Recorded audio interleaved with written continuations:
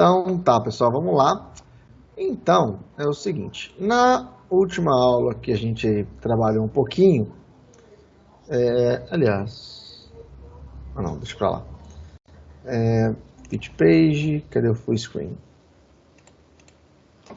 Então, no finalzinho da aula passada, eu comecei a mostrar para vocês um pouquinho como é que se trabalha com vetor, embora, claramente, a gente tem que colocar a mão na massa e é isso que vocês vão tomar porrada a partir daí.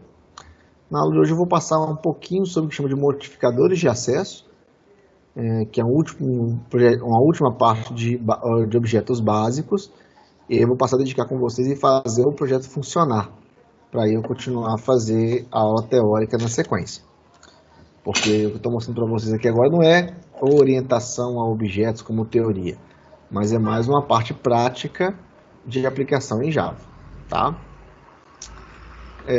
Na aula anterior, onde a gente conversou um pouquinho, vocês viram a seguinte situação. Eu tenho aqui, por exemplo, a minha classe cliente, e ela tinha... Aqui, deixa eu desfazer o que eu fiz aqui. Então, nessa minha classe cliente... Aliás, tem um exemplo aqui, ó, conta. A minha classe conta estava assim, correto? Ela estava sem o que chama de modificadores de acesso. Tudo aqui, relativamente, é público.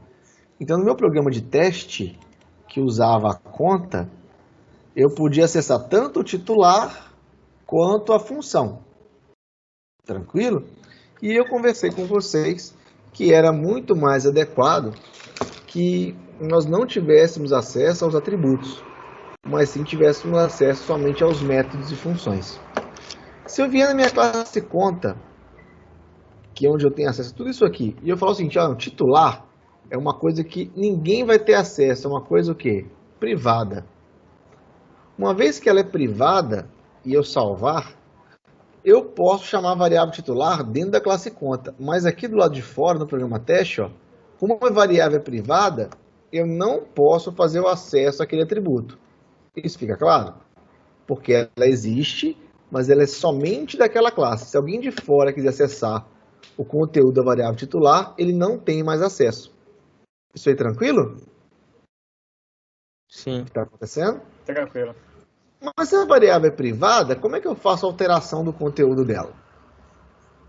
Eu faço alteração porque, embora a variável pegar um valor e guardar nele é proibido porque ela é privada, os métodos de acesso a ele são o quê?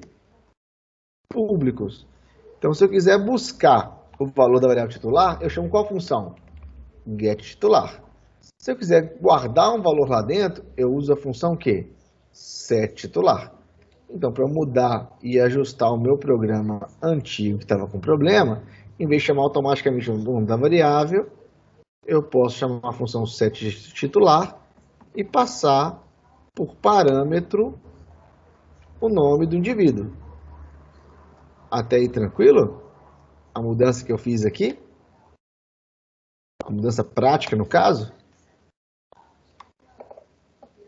Eu simplesmente, a partir de agora, não deixo as pessoas alterarem o conteúdo da função.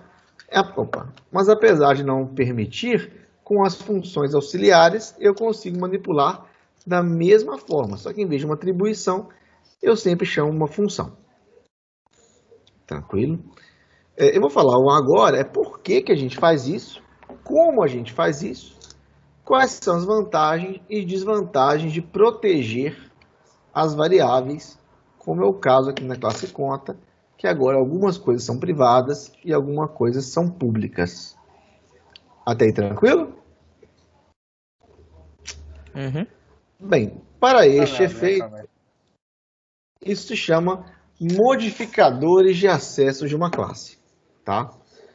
Então, quando a gente cria objetos, a gente sempre fala que, eu comentei numa aula anterior com vocês, que a proposta do objeto é que você pegue aquele objeto, você pode criá-lo, e ao manipular as funções, a maneira de utilizá-los seja máximo parecido com o mundo real, para que eu use esses blocos de programação de uma forma que eu entenda que são objetos. Todo objeto ele tem uma responsabilidade. Ele tem alguma coisa que ele deve fazer e coisas que não são necessárias, por causa de uma abstração. Todo mundo usa um celular, não usa? Alguém tem interesse, aliás, interesse pode até ter, né? Mas alguém quer, ou você precisa mexer na parte interna do circuito do seu celular Não. para usar ele? Não. Aquilo é uma coisa privada do celular. Ele te dá uns botões de acesso, uma interface touchscreen. A partir dela, era para você fazer tudo. Fica claro? Ficou assim. Então a proposta é que a gente possa só deixar público para quem usa o objeto as funções que são úteis e são pertinentes. Tudo aquilo que é interno do objeto, que deve ser trabalhado, a gente deixa como privado, para simplificar a vida. Não me interessa como é que é o circuito do celular. O que me interessa é a interface touchscreen. O resto dos elementos não me interessa nesse momento. Tá? Então, se eu faço um formulário, será que se eu atribuir nesse caso, como foi colocado no slide, atribuir uma pessoa, eu pego uma pessoa, atribuo pessoa P e eu guardei um CPF. Quem garante que o CPF foi validado? Quem garante que está rodando? Eu queria validar o CPF, não foi? É. Certo? Certo, certo, certo. Então, a partir daí, por que talvez fazer uma função set CPF resolve? Eu não sei. Porque a função, se eu, em vez de fizer CPF, guardar alguma coisa lá dentro, e eu chamasse p.setCPF, eu tenho a opção de validar e recusar um CPF inválido. E nessa atribuição, eu coloco o que eu quiser dentro do CPF. Fazendo aquela brincadeira clássica, é como se você tem a sua boca, você abre a sua boca, tem lá um monte de dente e um buraquinho para colocar um dente novo. Uma coisa é eu pegar um dente do tamanho de um mouse e querer enfiar naquele espaço. Se você me dá o acesso à sua boca, você não pode reclamar de nada. Eu vou socar o mouse na sua boca e vai ter que caber. A partir do momento que eu tenho uma função, você recebe, coloca o mouse no lugar do seu dente. Você recebe, você vê que não cabe, você nem tenta colocar, você fala, não quero. Então essa é a diferença de você dar a permissão para a pessoa fazer o que ele quiser e a outra permissão não. Agora, tudo que for manipular atributos que são pertinentes a mim, você tem que passar por mim para eu fazer alguma alteração. E se eu quiser, eu posso rejeitar, alterar, antes de fazer o que achar necessário. Tá? Bem, continuando aqui um pouquinho. Então, continuando aqui agora, eu tenho uma função no meu software de conta corrente, entendeu?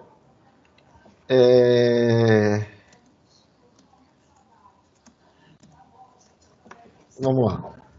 Eu tenho a função saldo limite. O saldo ele é manipulado pelas funções sacar e depositar, correto?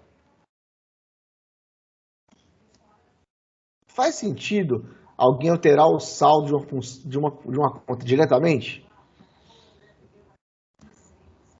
Não. Não? Eu sempre devo alterar através das funções sacar e depositar. Então, embora eu tenha uma variável saldo, as funções que manipulam saldo são outras. Entendeu? Então, o que eu vou fazer? Essa Sim. variável limite saldo, que é uma variável interna customizável, eu não deixo ninguém mexer diretamente, a não ser que tenha permissão, e eu vou fazer que essa função é privada. Quando eu criar uma conta, o saldo começa com 0. Se eu quiser sacar, eu tenho que fazer a função sacar. Se eu quiser depositar, eu faço a função depositar, e ela altera o saldo. Ah, então você manda alguém fazer isso pra você. Na verdade, eu mesmo, né? Não, sim, sim. É mais ou menos assim, brincando um pouquinho. Você tem lá no seu quarto 15 gavetas para guardar objetos em uma prateleira. Uma prateleira com 15 locais.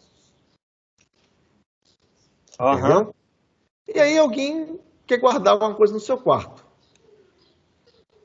E a primeira maneira, você deixa o cara colocar quantos objetos você quiser na sua prateleira e escrever o número que você quiser na sua mesa, que é quantos você tem guardado. Quem garante que o cara que entrou no seu quarto fez bagunça, guardou 3 objetos e escreveu 5 lá dentro? Você tem controle? Não. Não, porque você deixou tudo aberto. A outra coisa é você falar, não, ó, beleza, quer guardar aqui? Mas você vai me entregar o que você quer guardar, eu vou guardar e vou controlar o que aconteceu. Então, toda vez que chegar algum objeto novo, eu vou lá, guardo e somo que chegou alguma coisa nova. Ninguém pode mexer, só eu, sobre a minha regra, então eu tenho certeza do que está lá dentro. Fica claro porque que você... Ou seja, você mesmo que faz a tarefa. Só que agora você não deixa livre para qualquer um fazer. Se alguém fez cagada, foi você, não foi alguém de fora. Ok, acho que entendi. Então a ideia é trazer responsabilidade para você e impedir que pessoas façam bagunça dentro do objeto. Isso vai ser maturado aí aos poucos, tá? Por exemplo, o limite. Quem diz que o limite é positivo ou negativo? Tem limite positivo? Não, o limite pode ser menos 2.000. Não tem limite mais 1.000. O limite de uma conta é negativo, então eu tenho que configurar. Não posso permitir colocar valores positivos não dentro de limite. Então eu faço uma função que recebe um valor e testo se eu posso colocar ela ou não lá dentro. Continuando aí um pouquinho, é o seguinte. Então, neste exemplo, eu tenho a função saldo, a função sacar, que manipula o saldo. E nesse caso, o saldo está setado público. Repara que eu criei uma conta, falei que o saldo é 1.000, que o limite é 1.000 também. E se eu sacar, como é que eu saco 5.000 de uma conta que o saldo é 1.000 e o limite é 1.000? Não é possível, né? Não. Então, a função sacar, ela deve comparar e verificar se o limite está certo ou não. E se não for possível sacar, retornar falso. Tudo através de funções. Então, nesse caso aí, por exemplo, olha lá, tem uma sugestão que é quando, em vez de fazer dentro do objeto, eu deixo para o cara que vai sacar verificar se ele podia fazer um saque que eu dou na conta. Isso é pertinente? Não. Eu viajei na pergunta. A pergunta é, eu tenho um objeto que chama conta. Cabe a quem vai sacar verificar se eu posso sacar o dinheiro ou não? Não, acabar a conta. Não, cabe à conta entender se o saque é pertinente ou não. Se eu não fizer esse tratamento fechado, eu delego para todo mundo que for usar a conta fazer a verificação correta. E é certeza que vai dar merda. Tá. Entendeu? Tá, eu tô indo. Tô seguindo o fio da meada. Então vamos lá. Seguindo. Aqui, em vez de fazer o if, esse if aqui, ó, dentro da main que manipula o objeto, eu pego essa função que é sacar e coloco ela como uma função que retorna um booleano. Se o saldo, eu quero sacar x reais, eu tiro tantos reais do saldo, eu guardo o saldo novo. Se o saldo novo for menor que o limite, eu falo que eu fiz um saque. Caso contrário, eu não deixo fazer o saque da conta. Ao mesmo tempo, quando eu fizer um teste da conta, eu mando sacar. Se for verdadeiro, eu falo que consegui sacar. E se a conta não deixar, eu falo que não foi possível. Entendeu? Sim ou não? Sim. Eu delego para a conta se manipular. É responsabilidade dela. Ao mesmo tempo, já que eu faço o controle todo do saque por dentro, eu não deveria permitir que qualquer um fosse lá e colocasse 1 milhão de saldo na conta. Porque não é pertinente. Entendeu? Bem. Vamos lá.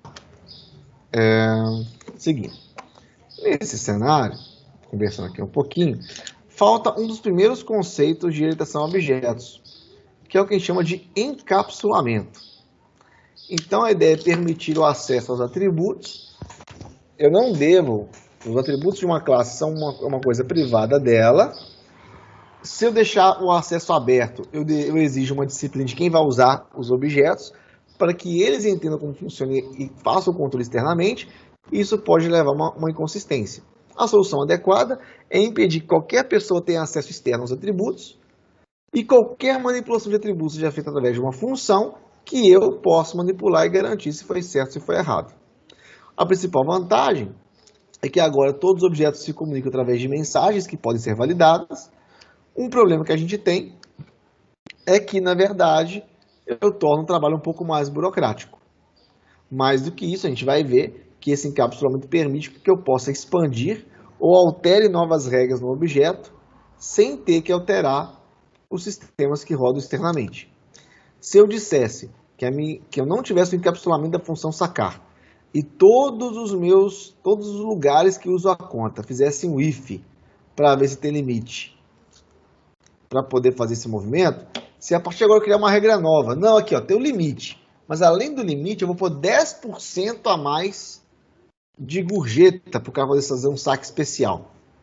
Eu teria que sair mudando todo o sistema em 1000 locais para colocar essa nova regra, que é um ajuste. E não está centralizado numa única função. Isso aí é claro?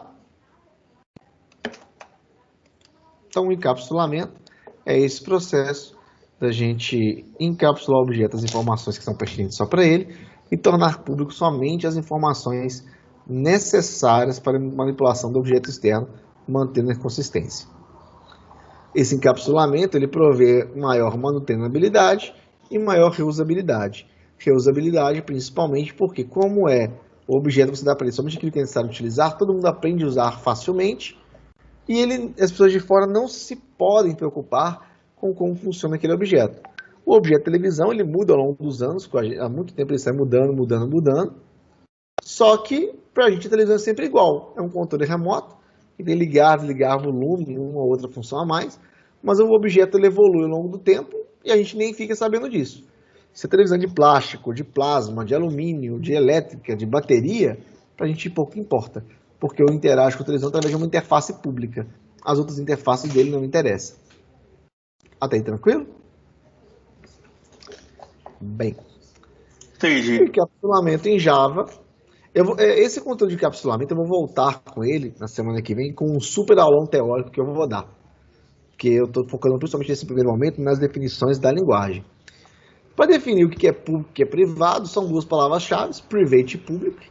E a ideia é que toda classe, toda variável, toda função, você especifique um modificador de acesso antes do nome dela. Perfeito? Então, se eu falar que a função é private, somente a classe conta tem acesso. Se eu faço que a função é pública, qualquer um pode chamar. Geralmente, quando eu fizer um diagrama ou ML, isso aqui é um diagrama, se eu tiver um menos, é porque é privado. Então, a classe conta tem um atributo do tipo inteiro com o nome número e ele é privado. Além disso, tem a função sacar, que recebe um double de nome e quantidade, e o retorno dele é o quê? Booleano. Fácil de entender a leitura desse diagrama aí? Ou alguma dúvida? Fácil. Tranquilo. Entendeu? Esses diagramas são importantíssimos, tá? Da gente poder fazer a leitura, porque é uma forma simples de fazer a comunicação. Bem, seguindo um pouco, então, os modificadores de acesso, o básico é público e privado. Público e privado são os dois extremos. Existem alguns modificadores de acesso intermediários. Para essa disciplina, o que eu preciso é que você aprenda público e privado. É o necessário. Na vida real, nós temos outros modificadores, que é o protegido e o amigo, que é o package private. São outras formas intermediárias de fazer modificação de acesso. Em um primeiro momento, eu tenho o público, eu tenho o privado.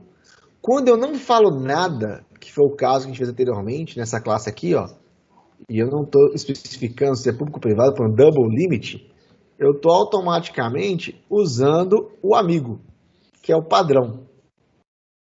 E eu vou explicar na hora oportuna os detalhes de por que é o padrão. E além disso, eu tenho o protegido quando eu falar um pouco de herança. Tá? Mas entendo que modificadores de acesso de forma importante são público e privado. Isso é válido para praticamente toda a linguagem de orientação de objetos. Mas existem métodos intermediários para flexibilizar a história. E eu trabalho com eles no momento mais adequado. Tá? Então, são três palavras-chave, Public, Private, Protect, no caso de Java, e o nível que chama Package, ele é quando não tem nenhum tipo de modificador, tá? Eu não posso usar os modificadores em conjunto, é somente um de cada vez. Beleza? Então tem público e private. Ou é público e private. Por isso, toda vez que você começa um programa, ele é public static main Java. Porque o método main tem que ser público, senão como é que você vai chamar ele externamente? Tá? A classe é pública, porque senão se usar uma classe privada, ela até existe. Mas é difícil usar uma classe que é privada. Aí eu tenho uma escadinha. Repare então que o público, no privado que é o limite, aquela variável que você cria, ela está acessível dentro do arquivo da classe. Fora do arquivo, você nem sabe que ela existe. O público eu acesso ela na classe, no pacote, no diretório, no subpacote, na classe, em qualquer tipo de lugar.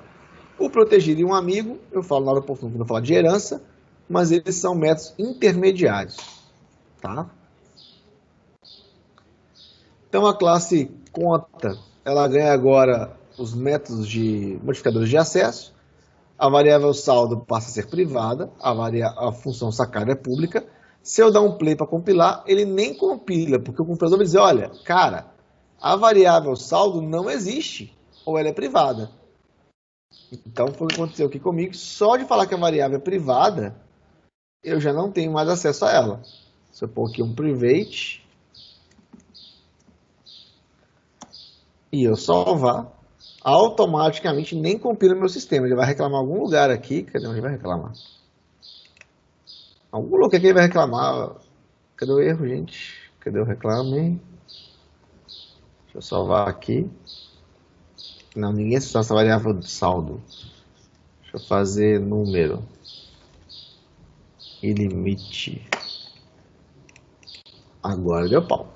Porque a variável número não está disponível. Se eu for autocompletar, ela nem existe.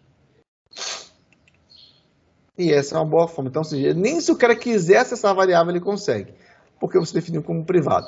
Claro que nesse caso, eu podia vir aqui e escrever público, né? Só que vocês vão ver que os objetos que vocês manipulam, você não manda o fonte para o cliente. Quando você faz um scanner, você não viu como é que implementa o scanner. Você só usou os métodos públicos para serem manipulados. Tá? Então, é o que a gente vai comentar sobre essas funções que são públicas, a gente vai chamar elas de interface. Então, o que é uma interface? São os métodos públicos que permitem ao usuário externo manipular um objeto. Tá? Eu vou falar isso na semana que vem, quando eu falar uma aula bem conceitual de OO, onde, quando você manipula um carro, você usa um volante. O que é um volante? É um método público para girar uma roda numa direção ou na outra. Podia ser um manche, podia ser lá e socar a mão e virar a roda direitinho. Não, você tem uma função que é um volante que manipula a roda e acerta o movimento. Não importa qual carro você está dirigindo, você dirige um volante. O carro, ele só executa as funções que você mandou através de um comando. Tá? Seguindo aqui, até comentei sobre ocultamento de informações. Deixa eu ver o que mais vou colocar. Então, a função CPF, por exemplo, olha só. Eu tenho aqui o cliente, eu tenho a variável CPF, eu tenho uma função muda CPF ou set CPF, vou falar um pouquinho na hora sobre o que é o set get. Quando eu recebo o CPF, além de guardar, eu faço o quê? Eu valido se é verdadeiro ou não. Se eu não conseguir setar o CPF, eu posso cancelar essa inserção, porque eu fiz através da função muda CPF. Mas repare que a função valida CPF, ela é o quê? Privada. Porque, cara, a classe cliente tem que saber como é que valida o CPF. Externamente, ninguém precisa chamar a função valida CPF. Então, é uma função interna da classe. Então, não é só atributos. São muitas funções internas que não interessam para quem vai chamar de fora, que eu também deixo como privado. Eu só deixo como público aquilo que é extremamente necessário para ser usado pelas classes que utilizam a classe que eu estou manipulando. Tranquilo essa ideia de encapsulamento, de se apropriar disso aí? Como é que eu vou saber assim, qual o melhor caso para usar o private? Quando que eu vou saber exatamente quando realmente usar o private? Isso é realmente a disciplina de OO. No fundo, é uma questão pessoal. Quando você modela o seu objeto, a sua abstração, você tem que escolher o que é útil para quem vai usar, que você projetou. Então, na classe carro, o cara inventou uma função que é chave. Por que eu não posso lá pegar os fios da partida direta? Porque o cara que projetou o carro não deixou. Esse que é o fundamento do objeto. Saber escolher o que é que o mundo externo manipula, quais são os nomes e como funciona. Entendeu? Entendi. Essa que é a habilidade. Então você tem que escolher aquilo que é público e que não é, para evitar problema, inclusive. Tá? Então, o que é mais importante é essa junção. Existe o seguinte, para facilitar um pouquinho essa questão de manipulação de atributos, existe um conceito que chama POJO. POJO, em inglês, seria Plain, em português seria Objetos Javas Planos. Então, criar um POJO é criar uma classe, como por exemplo a classe cliente, que guarda algum dado, seguindo algumas regras que todo programador, no caso de um Java, resolve. Então, sempre que eu pegar uma classe, ela sempre vai se parecer um POJO, porque é um padrão que todo desenvolvedor usa. Não porque é certo ou que é errado, mas porque eu aceitei o padrão.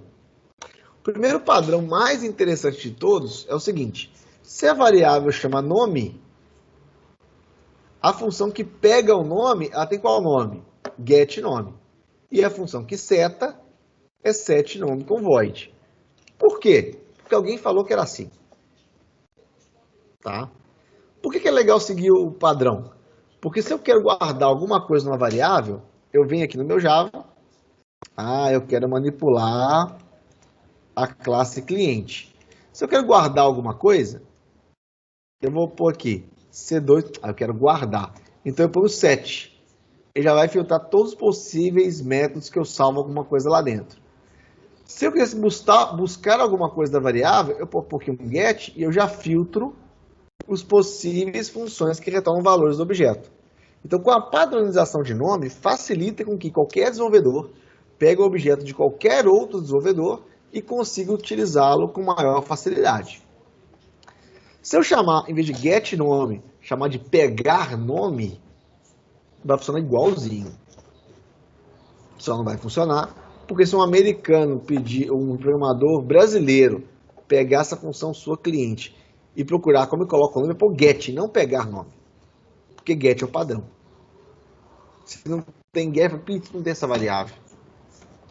Fica claro um pouquinho sobre o que é um POJO? Não entendi direito. Se eu faço, como esse exemplo aí, a classe cliente, eu tenho a função nome. Eu criei a função getNome. Todo mundo entende o que é getNome? Acho que sim. É uma função para receber o nome, para você poder digitar ele. Se você, não, digitar não, pegar. Porque get em português... O set Você não digita. precisa de receber ele. Receber do Isso. teclado. Receber do teclado? Não, receber de qualquer lugar. Não, receber do objeto. Isso. Eu quero saber o nome da pessoa. Qual é o seu nome? Luan. Calma aí. Então quer dizer que já tem um nome salvo e o get é só para pegar ele. Exato, aqui ó, já tem a variável nome, eu só guardo o valor que está lá dentro. Entendi. O valor, ela já tem um valor lá dentro, o get é só para você pegar ele. Isso, e o set coloca. Entendi. Agora, o que é um POJO? O POJO é um monte de regra para criar essa classe de uma maneira padronizada. Uma das regras do POJO é que toda função que retorna um conteúdo de uma variável é através do nome get. Porque senão seria o seguinte, o Samuel vai chamar de pegar, o Luan vai chamar de quero nome, pegar, me dá nome, cadê meu nome? Cada um coloca um nome que quer para buscar um conteúdo de uma variável. Quando você fixa isso, padroniza a forma de comunicação. Supõe uma classe com 70 funções. Você vai varrer todas as 70, uma por uma, para descobrir o que cada uma faz? Não. É trabalhoso. Então você usa alguns padrões para tentar facilitar a leitura dos métodos. Mas é só um padrão. Não está errado pôr o nome que você quiser. Mas como eu quero seguir o padrão que o mundo inteiro usa, como eu não sou especial, eu não sou todo mundo, como minha mãe, né? Então, eu vou seguir o que todo mundo já faz para me comunicar. Beleza? Então, vocês vão ver programas em Java, todos seguem esse padrão. Exemplo interessante, ó. Se eu vier aqui criar uma classe Scanner, eu nunca usei a classe Scanner por algum motivo. Eu só dei aqui um new Scanner.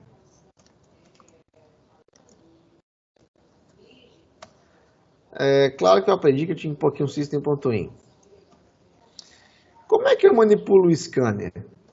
Se eu quiser pegar algum valor do scanner, o que eu faria? n.get. Eu tenho get class. Não, então não me interessa muita coisa não. Você guardar alguma coisa no scanner.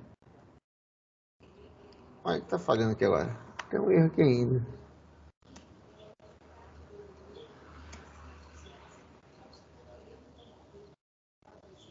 Falhou aqui.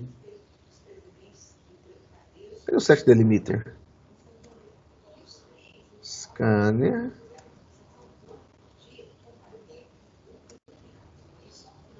O scanner fugiu do padrão. Olha só. Eu queria colocar um delimitador na minha função. Eu, por padrão, por ser programador Java de antigo, a primeira coisa que eu vou fazer guardar alguma coisa, set. Não tem nada. Então fugiu do padrão. O que eu posso guardar lá? O que eu posso pegar lá dentro? Get. Não me retorna quase nada. Então eu já fico perdido. Aí eu tenho que voltar para a lista e ler tudo para descobrir qual é o padrão que ele verifica, entendeu? Então quando eu uso o padrão de escrita, eu facilito a forma de aprender a usar o objeto. Tranquilo? Deixa eu fazer aqui um outro exemplo. Quer ver, ó? Na hora oportuna eu vou usar, mas deixa eu ver aqui uma array list. Lista é igual a new, que é um vetorzinho novo. Então eu vou criar uma lista. Aí eu ponho lista.get. Para pegar um elemento da lista, que é tipo vetor cochete i, eu dou get 4. Me retornar o quarto elemento da lista, porque o get é o padrão. Então, sempre que você usar essa nomenclatura, você vai ver que todo mundo que desenvolve Java dá preferência para usar gets e sets como uma forma padrão de comunicação. Fica claro isso aí?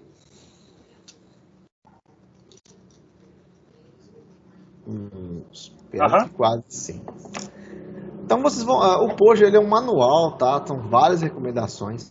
Ao longo da disciplina eu vou usar as recomendações de Pojo, só que eu vou explicar na hora oportuna. Mas entendam que ele é uma padronização para criar o objeto para ser mais fácil a comunicação. Tá? Muito além do que essa comunicação com gets e sets, que aqui está dizendo que o gets e sets é get, o nome do atributo, que é o padrão que a gente faz. Isso não é obrigatório, porque olha que coisa interessante. A primeira lei que a gente explica para os alunos é o seguinte: olha, sempre que você criar uma variável e ela for privada, você obrigatoriamente cria um set e um get. Todo mundo entende que isso é interessante? Porque eu queria acessar a variável nome. Então, se ela é privada, eu tenho que ter um get nome e um set nome. Isso fica intuitivo ou isso não fica intuitivo? Mas isso não é verdade para todos os atributos. Você não pode usar sua ferro e fogo. O exemplo é o saldo. Get saldo é uma coisa interessante para você pegar, que é o saldo para você fazer um saque. Será que eu posso fazer public set saldo? Faz sentido? Não. Por que não? Porque não precisa de todo mundo acessar ele. Mas não é que não precisa, não pode. Não pode. Alguém pega minha conta e dá um set saldo 1 milhão. Aí então pode, para fazer minha conta e fazer isso com ela. Pela regra, não faz sentido. Então não é porque eu tenho um atributo que eu faço get set. Eu crio um atributo, normalmente até crio gets e sets, mas eu tenho que analisar se todos vão ter acesso à parte externa ou não. Pode ser só uma variável interna, então tem que ter uma visão crítica para isso aí, tá? Para começar é o seguinte, além de criar, nesse caso aqui, ó, eu tenho uma classe chamada aleatório, eu tenho uma variável número, random é uma classe que gera números aleatórios, tá? Então eu crio um range, que é um randômico, número igual a range.nextInt20. Se eu fizer isso aqui, ele retorna um número entre 0 e 20 e guarda esse número de forma aleatória. Beleza? Então, quando eu criar a classe número e eu chamar o conteúdo de número, o valor vai ser 0. Se eu for ponto inicializar, ele vai pôr um número entre 0 e 20 e vai guardar lá dentro. Tranquilo isso aí? Entretanto, tem alguns métodos que são muito especiais, a gente chama de construtor. Porque se eu dou um new alguma coisa, eu tenho que chamar uma função. Quando eu dou um new scanner, eu chamo uma função que é chamada de construtor, que é a função que inicializa o objeto quando ele é criado, que configura ele para ser manipulado. Esse construtor, eles são chamados automaticamente quando eu dou um new. Então, o new scanner é uma função que está lá no scanner. E essa função tem que ser disponibilizada, tá? Neste caso aqui, rapidamente, ó, quando eu criei, isso já está lá no Git, por exemplo, a primeira versão da classe cliente, ó, eu tenho CPF, nome, sobrenome, texto, sexo, tipo da pessoa. E olha só, eu tenho uma função chamada cliente sem parâmetro, tá vendo? Toda função que ela tem o mesmo nome da classe, exatamente igual, que ela não tem retorno, porque o normal seria void, long. Se ela não tem retorno e ela tem um modificador de acesso, isso que eu chamo de construtor. Se eu for lá e colocar cliente igual a new cliente, ele chama essa função aqui. Fica claro que essa é a função construtora que eu chamo quando eu dou new alguma coisa? Sim, quando você for fazer alguma coisa, for acessar o CPF ou o nome, tá tudo salvo no cliente de cima, mas você consegue acessar ele pelo cliente de baixo. Não, calma. Isso é para construir um cliente. Quer ver, ó? Vou fechar aqui de novo. Vou dar um exemplo, outro exemplo para vocês aqui. Eu vou pegar a minha classe conta que eu fiz anteriormente. Opa, classe conta aqui, correto? Beleza. E aqui eu tenho o programa teste. Deixa eu só adequar o programa teste para ele funcionar agora de acordo com o programinha que eu criei. Aqui é get número. Agora está funcionando. Tranquilo? Para criar uma conta, eu não chamo new conta? Correto? Correto. Repare que é o seguinte. Na teoria, aquela classe new conta é essa aqui, ó. Então, o que acontece? Se você cria um objeto e você não cria essa função que tem o mesmo nome da conta, o Java cria sozinho para você. Se você criar, olha o que eu vou fazer agora. System.out.println criei uma conta. Tranquilo isso aqui? Só cuspir na tela. No meu programa teste, esse new conta aqui, esse new conta é justamente essa função aqui, ó.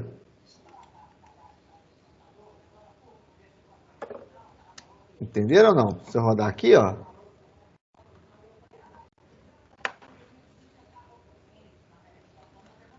Opa.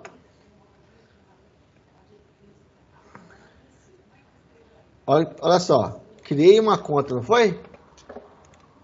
3 vezes alguém chamou essa função aqui, tá vendo? Fica claro isso aqui? Hello. Sim. Olha, Fica. olha o que vai acontecer. Suponha que toda conta que for criada no banco, o limite dele começa com R$ 500 de limite, com R$ 50 de limite. Quem é que vai setar o limite da conta? Toda vez que eu criar um new conta, toda vez, eu vou ter que vir aqui, ó. Ó, é uma regra do jogo. Toda conta começa com limite igual a 50. Então, toda vez que eu dar um new conta, eu vou ter que vir aqui e colocar um set limite. O limite não tem função ainda, né? Deixa eu criar o limite aqui.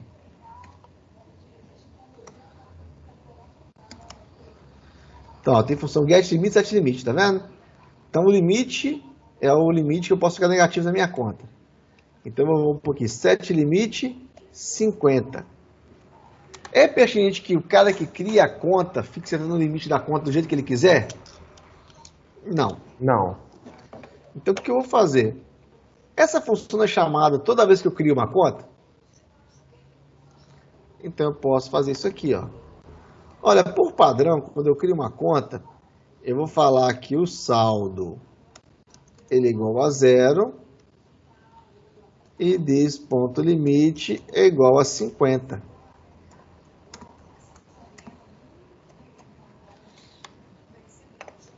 Então, a partir de agora, eu pus aqui, vou criar eu criei um saldo aqui, né?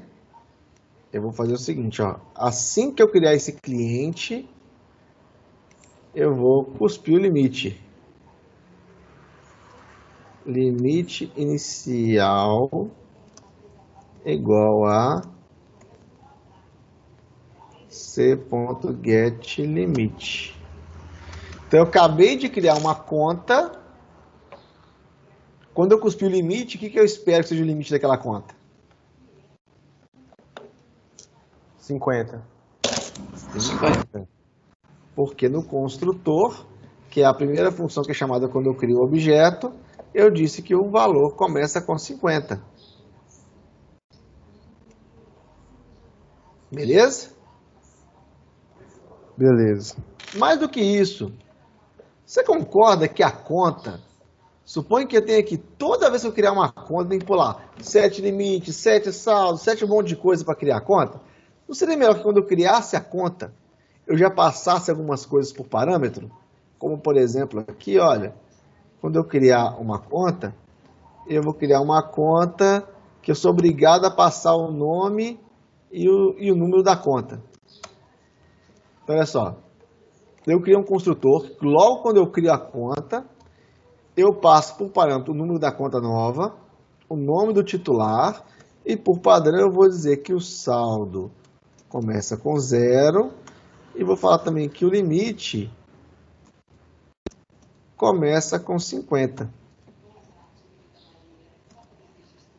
Quando eu criar esse construtor, olha o que acontece a partir de agora. Eu tenho um construtor com 0 parâmetros e eu tenho um que tem 2 parâmetros, correto? Então, a partir de agora eu posso fazer isso aqui, ó. Quando eu criar uma conta, new conta, o número é 1, 2, 3, 4, e agora eu tenho Alessio como sendo o nome da conta. Então agora quando eu crio uma conta, eu já crio a conta passando por parâmetro alguma informação. Quando eu chamar isso aqui, eu estou chamando essa função aqui. Fica claro isso? Sim. Então, o que vai fazer você selecionar um construtor ou outro são os parâmetros. Você vai escolher qual é o construtor pertinente para a conta. Então, mas vamos supor que você tenha, não sei porquê, mas você criou 2 construtores conta, que eles recebem um parâmetro no lugar desse, ou então os 2 recebem esse int número e o string titular. Como é que eu vou saber se é um ou outro na hora que eu chamar? Não, é uma função, por exemplo, eu posso ter isso aqui, ó. Eu posso passar uma conta que começa com um número só. Não, eu sei, mas se eu tenho 2 iguais, assim, como é que eu sei qual que eu vou chamar, qual que eu vou usar? Não tem 2 iguais, porque nenhuma função é permitida uma função com o mesmo nome e com o mesmo número de parâmetros do mesmo tipo. Ah, entendi. Ok. Java não permite. Esse cara tem 3 opções de criar uma conta. Ou eu começar do 0 ou 7 em tudo, Ou eu passo só o número, eu passo o número titular, eu posso construir vários construtores. É para facilitar o cara que vai usar o objeto. Fica claro? Fica claro. Mas tem um fato muito importante além disso. Já pensou? E se o que acontece quando eu criar uma conta, por algum motivo eu escolhi que eu tenho obrigatoriamente que dizer o nome do dono da conta? É obrigado. Não existe conta sem nome. Não existe uma conta sem um titular direto. Se não existe, eu poderia permitir o cara fazer isso aqui? Se não existe uma conta sem nome, eu poderia permitir ele criar uma conta sem passar um nome por parâmetro? Não. Não. Então, nesse caso, o que eu falei? Não, como a conta só existe, não tem lógica o objeto conta existir sem uma conta, esse construtor sem parâmetro eu vou deixar ele privado. Ninguém pode chamar ele. E o construtor de conta, na verdade, nem é número. Aliás, vamos pôr número e string. Não existe uma conta que não tenha um número titular automaticamente. Não existe. Então, toda vez que eu criar uma conta, eu tenho que passar esses dois aqui dentro, correto? Se eu chegar no programa de teste, cara, agora eu não posso mais chamar esses caras, ó. Porque é impossível, eu não posso criar uma conta que não tenha um número. Não posso. Então, quando eu criar a conta, eu sou obrigado a colocar aqui um nome e uma conta, senão não vai funcionar. Isso fica claro, essa proposta? De por que você pode escolher que o construtor tenha 0 ou n parâmetros, ou um ou outro, e combinar como você quiser? Ficou. Nós vamos aprender a mexer com isso um pouco, escolher qual é o mais adequado. O importante é que você tenha uma escolha. E aí eu vou dar um exemplo. Qual objeto que você cria que é impossível criar sem passar um parâmetro no construtor?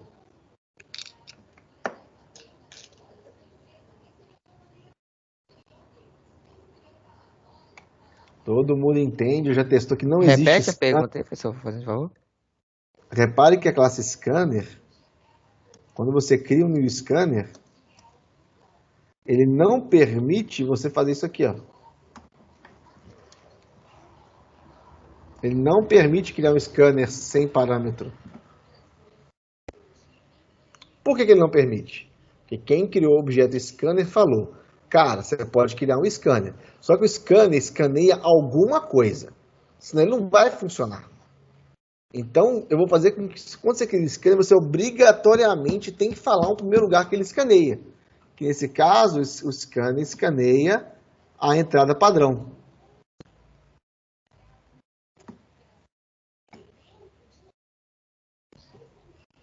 O que está reclamando aí agora?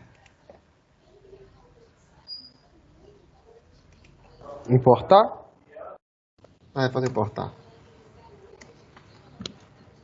Entendido que quem desenhou a classe scanner só permitia que você criasse um scanner se você setar a variável principal.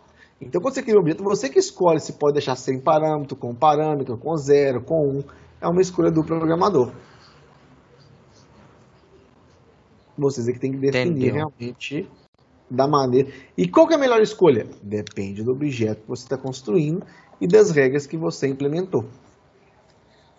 Então, quando eu crio um objeto aleatório, que é uma classe que tem um número lá dentro, eu faço que toda vez que eu criar um número aleatório, automaticamente eu defina qual que é o número principal que roda lá dentro através de um construtor. Com argumentos e sem argumentos. Aí vocês podem ver no material, que já está inclusive no SIGA, essas diferenças entre construtores. O mais interessante é o seguinte, o construtor, o Java tem um construtor automático. Então, se você nunca criar um construtor em uma classe, o Java cria um para você. Por isso, você pode dar new cliente sem nunca ter criado o construtor. Se você criar o construtor, o Java não cria mais o construtor automático. Então, o que é isso? Eu criei um construtor, 2 públicos, tá vendo? Um público sem parâmetros e um público com 2 parâmetros, correto? Como os dois são públicos, eu posso fazer o quê? Eu posso vir aqui no new conta e criar ele sem parâmetros. Até aí, tranquilo? Fechou? Fechou. Acho que sim. Joia. Se eu remover os dois e salvar, esse aqui funciona e esse aqui não funciona. Por quê?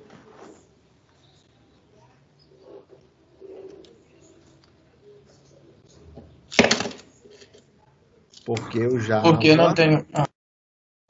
Fala aí, Bruno. Não, deixa pra lá. É porque acho que você removeu o construtor lá com parâmetro. Não, Não, eu então, acho. mas removi os dois. Removi os dois, ó. Então, aí eu acho que o sem parâmetro iria funcionar mesmo sem ele. Só o com parâmetro não iria funcionar. Isso, o Java, quando ele pega uma classe e não tem nenhum construtor criado, ele automaticamente cria um construtor vazio. Agora, o problema é o seguinte, esse cara ele cria sozinho, não cria? Mas se eu fazer assim, ó, eu vou criar um construtor com dois parâmetros e não criei o vazio. Beleza? Beleza. Olha, agora o vazio não funciona. Por quê? Sei não. Ele não funciona porque o Java só cria o vazio se não tiver nenhum. Se não tiver nenhum, ele cria um vazio. Se tiver qualquer um outro construtor, ele não cria vazio mais. É como se o vazio não existisse. Entendido? Entendido. Então, o construtor padrão tem essa questão de poder gerar automaticamente o construtor default, caso você não faça nenhum outro construtor na sua classe. Olha, Diga lá.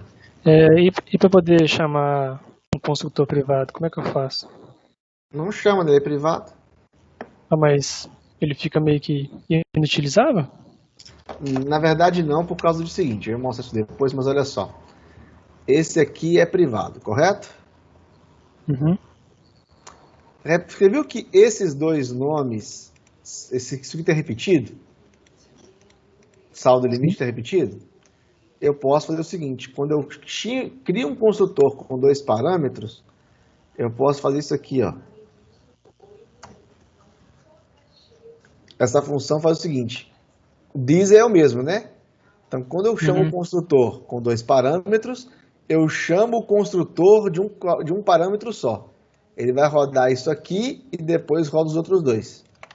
Ah, só. Entendi. Eu vou mostrar isso depois na hora oportuna. Beleza. Porque, na verdade, isso é super comum, inclusive, pra você aproveitar, Mas, tá?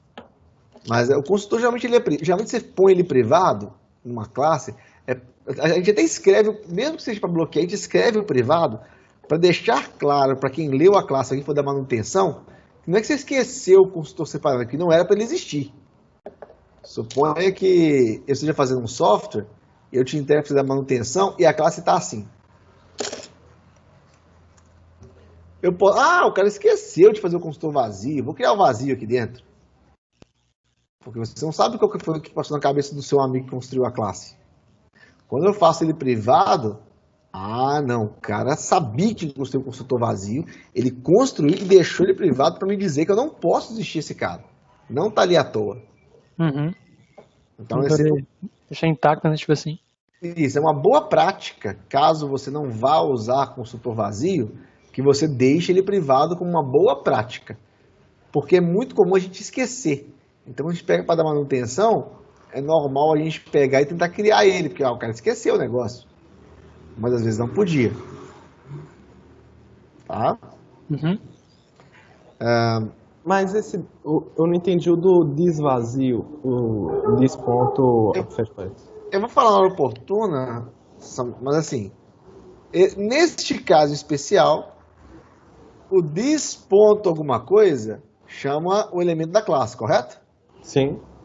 Se eu estou no construtor e chamo this assim, eu automaticamente estou chamando a função de mesmo nome sem parâmetro.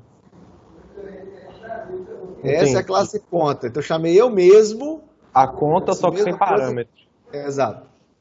E aí, mas eu poderia ter isso aqui também. Processar ela? Não, eu posso ter isso aqui, por exemplo, ó.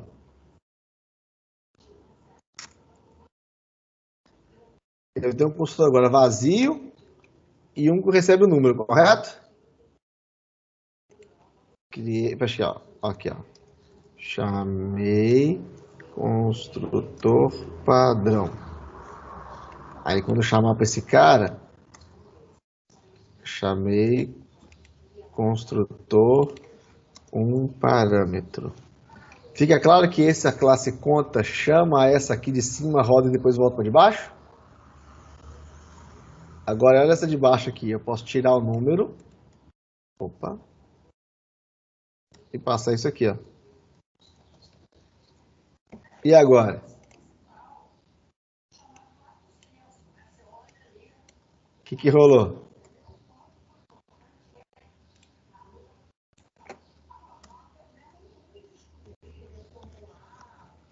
Se eu chamar o construtor sem parâmetro, chamou só ele.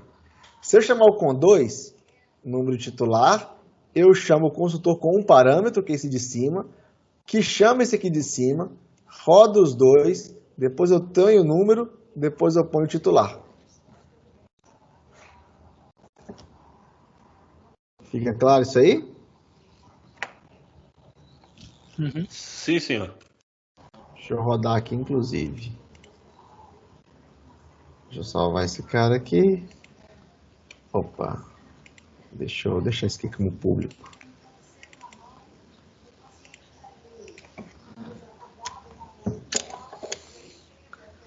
Quando eu rodei aqui, ó. O primeiro construtor é o vazio. Aí ele chamou o vazio, tá vendo? Aliás, o primeiro de cima aqui, ó. Esse cara aqui. Eu chamei os dois parâmetros, que chamou o primeiro, que chamou o primeiro, que chamou o segundo.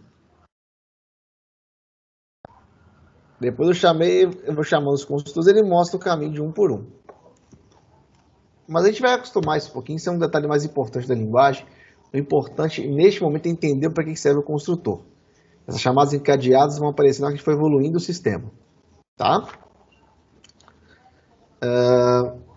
Aí você pode dar uma lidinha depois no material. Deixa eu ver o que eu ia falar aqui agora. Ah, tá. Não, eu vou continuar isso aqui mais não. Eu vou encerrar a aula por aqui, na verdade, para vocês montarem. Então, olha só. Isso aqui é o mínimo suficiente para a gente melhorar e fazer a nossa classe menu. Então, eu vou parar um pouco nessa parte de implementação. E agora vai ser ganhado um primeiro prazo que eu vou cobrar de vocês, que é para vocês fazerem a primeira versão do sisteminha, tá? Lá no Git já está disponível para vocês esse projeto e tem lá o programa menu. Então, o programa menu é um programa feio de propósito, que tem o menu todo funcionando, só que espaguetão. Correto? Então, provavelmente é uma versão mais simples do que vocês podem ter feito. É um programa que não é bom para PC2. A gente vai melhorar ele aos pouquinhos a partir daqui. O que ele não faz ainda é manipular os vetores. Tranquilo? O programa manipulando vetor é para entregar hoje, né? Isso, mas vamos lá. Eu vou reagendar esses horários para a gente poder começar agora a partir de temas mais definidos. É para entregar quando? Calma. Eu pedi para essa semana, vou manter um cronograma, vou refazer um cronograma com vocês agora mais definitivo, tá? Que eu vou colocar, inclusive, no SIG como primeira atividade mini avaliativa. E eu vou ajudar quem tiver com problema e o Wilton também. Então, vocês vão ter no seu Git, por um exemplo, esse programa menu, que assim, o menu funciona, só que ele não está feito da maneira que eu quero. Por enquanto, ele está espaguetão.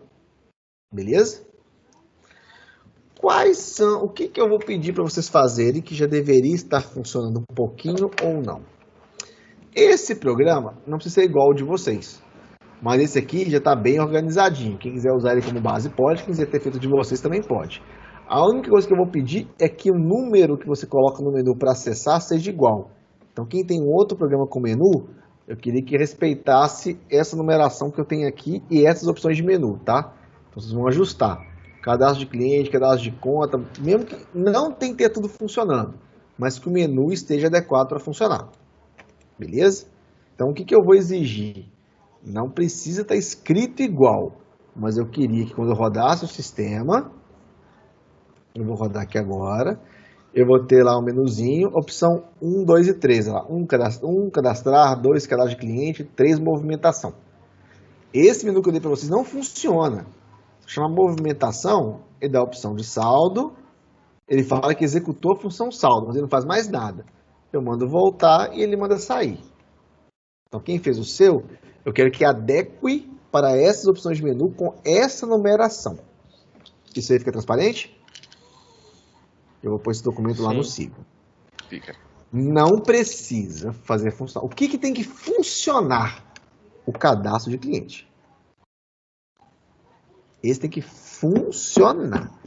Pode ser em vetorzinho, mas eu vou pedir que funcione em vetorzinho para terça-feira que vem na hora da aula prática, entendeu? Uhum. Mas aí... Vai ser terça ou segunda? É segunda, não? Segunda é uma Desculpa, hora. segunda-feira. Segunda-feira é uma hora. Fechou. Esqueci. Então quem tiver dificuldade, pode me chamar no privado, ajustar. Eu quero que saia um software que esteja lá no Git. Pode ser em 2 arquivos, 10 arquivos, mas tem que estar funcionando. Eu vou entrar no Git, no projeto, vou mandar uma orientação de como vai estar salvo lá dentro. E eu quero um menu com essas opções. Se quiser copiar o meu menu, beleza, copia. Mas eu quero funcionando um cadastro de cliente no vetorzinho. Beleza? Quantos parâmetros do cliente? Vocês que sabem. Eu já entreguei também uma classe cliente pronta. Básica. Inclusive com construtor lá. Quem quiser usar no vetorzinho, usa no vetorzinho. Quem quiser usar a minha classe cliente dentro do vetor, melhor ainda. Fica claro isso aí? Então, Sim. eu vou escrever no documento que eu quero rodando com a classe cliente. Mas como é ensino remoto, temos várias dificuldades, quem não conseguir não vai perder ponto, mas vai ter que me entregar com vetor e eu dou mais uma semana para me entregar com a classe cliente. Fica clara a conversa? Então, para terça-feira, quem conseguir com a classe cliente, quem não conseguir, pelo menos funciona com o vetor. Eu vou escrever no documento do SIG o seguinte: para segunda-feira, até o horário de aula, 1h da tarde, é necessário que tenha no Git um determinado software que tenha um menu funcionando de forma semelhante ao que o professor forneceu e que manipule um cadastro de incluir, listar. O menu cliente, que é esse aqui, ó, cadastrar, listar, excluir e visualizar, eles têm que estar funcionando. Eu vou pedir um documento, vou dizer, deve estar funcionando com a classe cliente, que eu já forneci ou parecida. PS, aquele que não acabar, mas me entregar com vetor, ganha mais uns dias para fazer com a classe cliente, entendeu? Entendeu? Quem não entregar nada, 0, acabou. Tá. Professor, esse visualizar ali não seria a mesma coisa que o listar, não? É isso que eu ia perguntar. Na verdade não, sabe por quê? Olha um exemplo. Olha a classe cliente. Quantos atributos ela tem? Um monte, né? Aham. O listar vai fazer o quê? Nome CPF. Uma listagem, um for grandão. Tá. O visualizar, eu quero o cliente 15. Aí você mostra ele completo. Entendeu? Ah, entendi. Pensei que no listar já mostrava tudo. Não, é muito poluído. Ah, entendi. No Fechou. fundo, o listar é a grid, né, que a gente tem na interface gráfica. Uhum. Que a gente vai transformar essa interface gráfica até o final do semestre. Pode crer. Entendeu? Não vamos chegar na interface gráfica, provavelmente. Só não sei ainda se vai ser uma interface, como é que vai ser a interface gráfica. Estava pensando seriamente em fazer uma interface gráfica até web, em vez de fazer desktop. Mas, por enquanto, nós vamos pensar na hora oportuna. O que importa é que eu quero que, para terça-feira, esteja funcionando um cadastro completo de cliente. Vou pedir com o objeto. Quem não conseguir, faça com o vetor, mas faça, porque eu vou descobrir quem é que está com dificuldade com o objeto e eu vou dar a mão durante a semana junto com o Hilton para poder fazer a entrega. Entendeu? Fechou. Ok. Mais uma informação extra é que esse menu, ele tá bagunçado. O de vocês, a maioria, eu já dei uma olhadinha no guia superficialmente, também tá. Não tem problema. Porque o nosso exercício nas próximas semanas é que eu vou dar toda semana um objetivo para vocês irem melhorando esse menu, entendeu? Por exemplo, vai chegar uma hora que eu vou dizer, eu só aceito menu que tenha a função que pega a opção de menu seja uma função separada. Quem já fez, beleza, mas quem não fez vai ter que fazer os ajustes de acordo com o que eu vou pedindo para que esse programa de menu evolua para um software mais organizado e melhor, respeitando a orientação a objetos e organização de fonte. Tranquilo. Tranquilo. Então, já colocarei no SIGA essa observação. Quem tiver já adiantado, já está no esqueminha bruto, seria legal que você fizesse a classe, o cadastro de conta também, sem envolver muito o cliente, entendeu?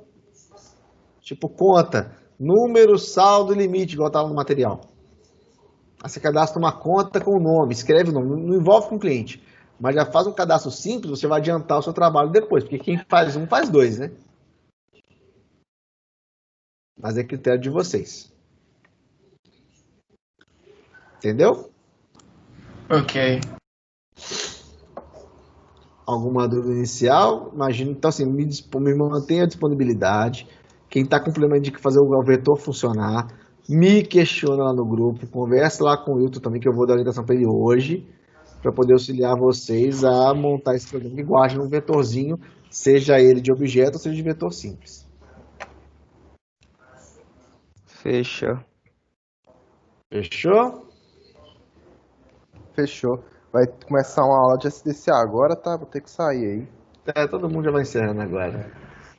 Tranquilo, Falou, então? Tranquilo, pessoal. Falou. Alô, Alessio. Valeu, senhor. Falou. Falou, Alex. Obrigado, Alessio. Até mais.